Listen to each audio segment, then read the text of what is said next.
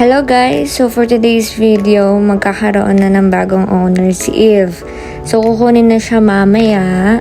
Nakausap ko naman si Sir, sabi niya alagaan niya naman daw si Eve. So yun, pag nakapag-practice siya, mag-raids kami para makita ko pa rin si Eve. Yes!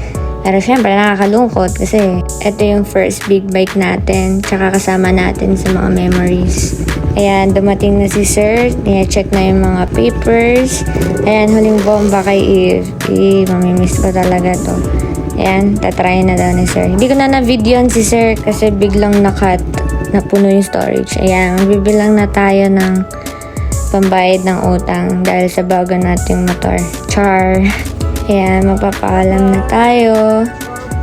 Bye-bye! Ayan. Kukunin na siya. Magpapaalam na tayo. Kukuha lang ng rampahan para mailagay dun sa van. Ayun. Ayan na siya. Bye-bye na talaga.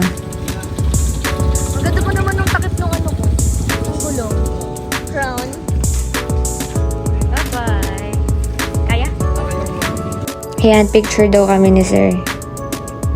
Ayan, ayan na siya. Napasok na siya sa loob.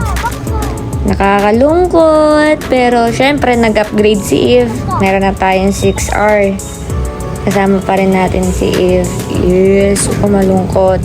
Kasi sabi nga nila, pag may umaalis, may dumadating. Kaya natanggap po natin si 6R. Bye-bye! Abangan natin kung anong pangalan ng bago nating motor. Bye-bye, Eve! Alagaan mo bago mong owner. Bye!